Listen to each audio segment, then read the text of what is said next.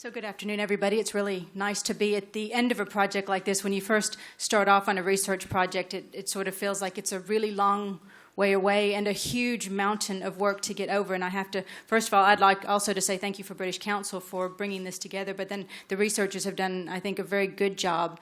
And they have compiled a lot of information in a very short period of time. So I'm impressed that it's done and it's all out here for us to see today. I wanted to talk just a little bit about education generally in India. You know, these are things that are not new to any of us that are in the room. And we're here today to talk about vocational education specifically.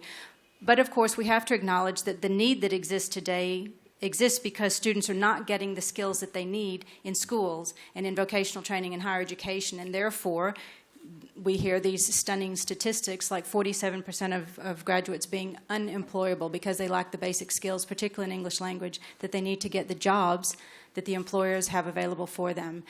So this suggests a pretty significant challenge exists in the education sector, which also needs to be addressed. Vocational training at the end can only ever be, you know, a Band-Aid, a stopgap, but we really do have to go back to the very beginning and consider what's happening in schools as well. You know, in general, in India, the trends are good. 96, 97% enrollment of young children in schools, which seems like a very, very good statistic. In some states, some very high literacy rates. But at the same time, we know that the dropout rates increase as you go into higher primary and into secondary. We know that the annual status of education reports have shown us over the last few years, unfortunately, a decline in students' core skills in English language, or in language, and in mathematics. And so that the Class 5 students being unable to read at a Class 2 standard is pretty shocking. These are challenges that we have to start to address in the schools. And of course, Indian education generally produces some very, very good results. Subject knowledge tends to be very, very strong. A lot of graduates have really good theoretical knowledge, but sometimes where we're seeing a bit of a gap, the specialized vocational technical training sometimes isn't as good as we would like it to be. And we know that a lot of students, unfortunately, don't ever get that access to the vocational training institutes and to higher education. And what are we going to do for that group of students? We've really got to find a way to help them earlier in their education. A lot of the the labor trends in India show us a need for better vocational and technical training. And that we've already seen in the presentation earlier today that the government is taking this very seriously, wanting to improve the vocational training in senior secondary school and allowing access to more technical training when students finish secondary school. But it's not available to nearly as many students as we'd like it to be. The National Vocational Qualification Framework, it seems very promising. The government is revisiting this. They're looking at very specific ways to operationalize the framework, which is really important. As an idea, it exists, and it gives us something to work towards, but until we actually put it into practice, it's quite difficult to know what that looks like for a specific sector, for a specific job, for those young graduates who are looking for employment today. Now, understanding all of these challenges that we're faced with in education, the British Council brought together a group of interested parties, so from the private sector, from the public sector, from providers, from the government, to talk about these challenges and ways that we might begin to address these challenges.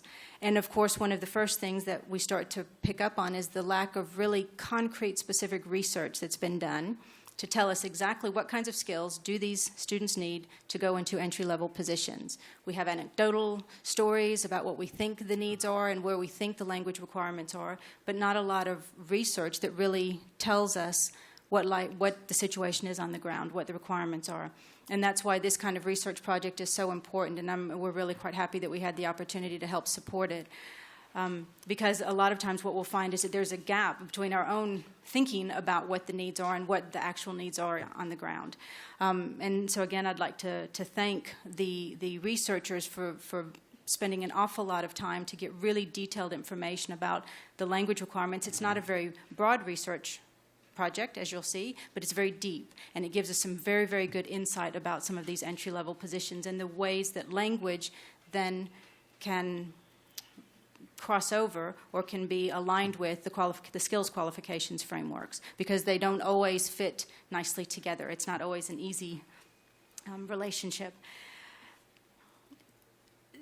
So when a key priority then for Trinity is to, and for the think tank generally, was to understand these language skills and literacies that are required, what kinds of languages and what languages, and how are they being used for particular purposes in these entry-level jobs. And again, getting the information directly from employees about the languages that they're using, because even from the employer's perspective, they have certain perceptions about language levels that they would like employees to have, but then when you actually see performance on the job, in fact, even that doesn't always match up. And what we want to understand is what languages are people using, for what purposes, and what do they need in order to be successful to get the job in the first place, and then to be successful and move on from that first entry-level job.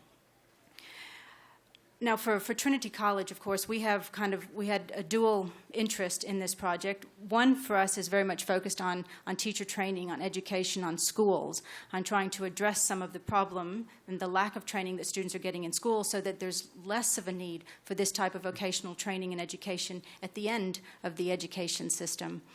But secondly, then also Trinity, in our assessments, have acknowledged and recognized the need to be able to assess and to validate very, very low-level language. And so even students who are pre-A1 level, that they do understand language and that they can be assessed on the language that they understand and being able to understand it and respond appropriately. So even if they themselves have only very, very limited productive skills in English or in other languages, that they can in fact demonstrate knowledge and understanding. And it's finding a way to capture that knowledge that they have and to reward it so that even at very low levels it becomes encouraging for students to continue to learn language, because it can be very frustrating and demoralizing if you're taking language tests and constantly failing. That what you want to be rewarded for is what you do know, and that here's a very small step that will take you along the path of language learning. And so when we're talking about, and some of the findings that are going to come out in this report, when you're talking about this pre-A1 level of language, one of the difficulties of both assessing, of standardizing this level, is that there's a very limited amount of language that's actually being produced. And so it therefore becomes very context specific, that in any given job, students are going to need a different set of vocabulary. There's not sort of a core set of vocabulary that might reach across, as we'll see, even in 3 sectors. It would be very, very different types of contexts and different types of vocabulary that would be required. So if we're talking about students at the pre-A1 level, the way that is defined and the way that it's going to be taught and assessed becomes very context and very sector specific, and it's not as generalizable as English can be as you get a little bit more advanced in your English study. And I think this is one of the challenges that will exist as we look for ways to bring language and the NSQF together. At the lower level, it's very it's in small packets that don't always overlap. And so you can't just do a bit of development work and apply it across all the sectors. It's going to have to be developed very, very carefully. And because the way that it's taught and the way that it's assessed also has to be developed quite carefully, because, again, it's not the students producing very much language. It's the students being able to respond appropriately, to understand and receive and respond appropriately to the language, which is a different sort of assessment than we often do. We just ask the students to write or to speak. We assess them, and we all go on our merry way. And it's a different type of assessment that would be required at these very low levels.